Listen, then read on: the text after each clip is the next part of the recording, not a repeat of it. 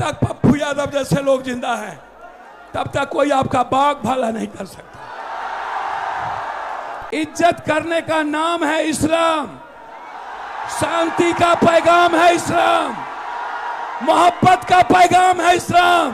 तो मोहम्मद साहब को मानते हैं, इस्लाम को, वो दुनिया में किसी से नहीं डरते। जब तक सुप्रीम कोर्ट और लोकसभा है मेरे वक्फ को कोई छू भी नहीं सकता है।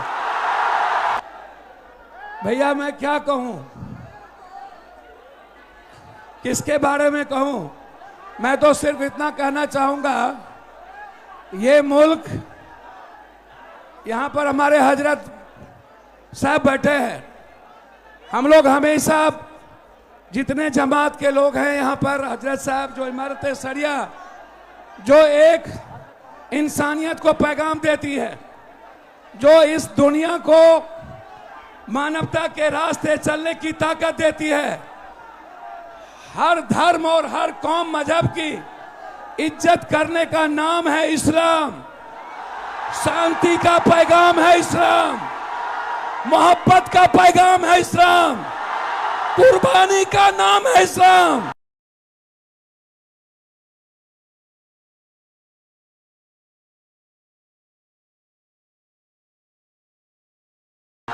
इन्होंने नहीं पढ़ा धर्म की किताबें, इन्होंने नहीं पढ़ी रामायण, इन्होंने नहीं पढ़ी गीता, इन्होंने नहीं पढ़ी कुरान, इन्होंने नहीं पढ़ा बाइबल।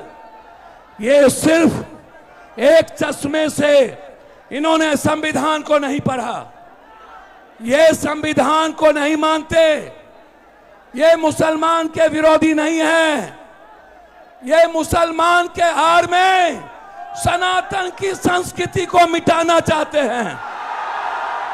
ये मुसलमान के नाम में दलित आदिवासी के अधिकार को छीनना चाहते हैं। कहीं पे निगाहें, कहीं पे निशाना, ये मुसलमान का कुछ नहीं बिगाड़ सकते। जिसका इतिहास हजरत हुसैन का हो, उन्हें नहीं पता कुर्बानी का इतिहास बहुत बड़ी ताकत है। याद रखना, वो लोग जो लोग नहीं जानते, ये हिंदू राष्ट्र की बात नहीं है। पूरी दुनिया सिर्फ संविधान को मानते हैं। भैया थोड़ा सा शांत, ये जमात कुछ नहीं है यहां आगे, इससे 3 गुना पूरे पटना फटा हुआ है।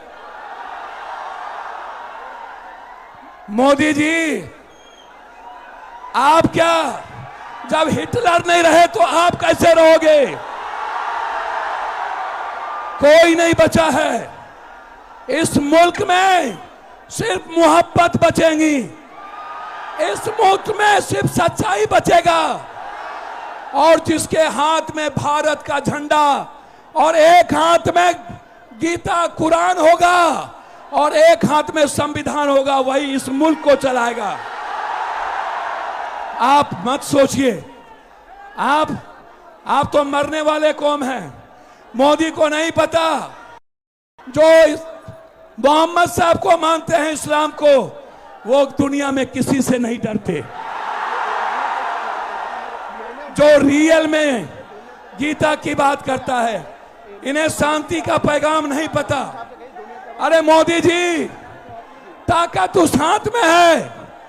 जब प्रियंका गांधी ने फिलिस्तीन के सवाल पर झोला लगा करके हिंदुस्तान के उस पार्लियामेंट जाता है और कहता है सेव इंसानियत, सेव ह्यूमनिज्म, सेव ह्यूमैनिटी, उसमें ताकत है। आवाज देते हैं वो लोग, जो लोग डरते हैं विचारों का नाम लेने से, जो लोग डर जाते हैं सियासत के कुर्सी के कारण, वो मुसलमान से और इस्लाम से मोहब्बत नहीं कर सकता। भैया आप बिल्कुल मत घबराइए। 243 सांसद वक्फ बिल के सपोर्ट में वोट दिया है। जिस मुल्क में 243 सांसद वक्फ के साथ खड़ा हो, उस वक्फ फिल्म को कोई इस धरती पर जितनी ताकत लगा लेना हो लो लगा लो, जब तक सुप्रीम कोर्ट और लोकसभा है मेरे वक्फ को कोई छू भी नहीं सकता है। वक्फ की जमीन किसी मुसलमानों की नहीं है, वक्फ की जमीन इस्लाम के नाम से अल्लाह की जमीन है। वक्फ की जमीन, अरे मोदी जी, मुसलमान जमीन नहीं छीनते। यदि सबसे बड़ा जमीन छीनने वाला कोई सौदागर है वो बीजेपी है, कोई और नहीं है। इसको समझिए। इसीलिए मैं तो सिर्फ आपसे मोहब्बत करता हूं। मैं, आपको पता है, इस मुल्क में मैं बिल्कुल क्लियर हूं। जो भी धर्म और जाति के नाम पर हमला करेगा उसे पप्पू यादव से जंग लड़ना पड़ेगा। अंत में मैं एक बात कहना चाहता हूं। एनआरसी से नहीं जीते, सीए से नहीं जीते, ये तलाक से नहीं जीते, ये कब्रिस्तान, शमशान, ईद बकरीद से नहीं जीते, ये जिन्ना और पाकिस्तान से नहीं जीते। अब ये चुनाव आयोग के द्वारा 4 करोड़ 70 लाख वोटरों के, गरीबों के वोट को छीनकर ये बिहार में चुनाव लड़ना चाहते हैं। आप जोर से बोलिए, क्या वोटर को छीनने देंगे? चुनाव आयोग के खिलाफ जंग लड़ेंगे ना? ये प्रॉक्सी वार किया है, मेरे पीठ पर खंजर भोंका है, और 1 महीने के अंदर इस मुल्क का जो 4 करोड़ बिहारी बाहर है, 4 करोड़ 70 लाख, 8 करोड़ में 4 करोड़ 70 लाख को बेघर करना चाहता है। क्या हम जाने देंगे? इन्हीं शब्दों के साथ मैं आपको कह देता हूं, जब जब संविधान पर हमले होंगे, जब जब किसी शांति और मानवता के लिए जीने वाला इस्लाम हो या सिख सनातन पर हमला होगा, और ये पाखंडी बाबा से लेकर नरेंद्र मोदी जी, आप जितना हमला कर लो, लेकिन ये मुल्क आपको बर्दाश्त नहीं करेगा। बहुत बहुत आपको धन्यवाद। अल्लाह हाफिज। हम लोग जिंदा हैं, और जब तक पप्पू यादव जैसे लोग जिंदा हैं तब तक कोई आपका बाग भला नहीं कर सकता। हमारे हजरत साहब ने आदेश दिया था, और हजरत साहब ने सभी जगह खाने की व्यवस्था किया।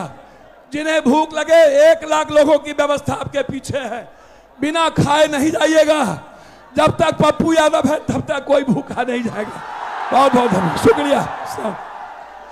भाई ये आप लोग,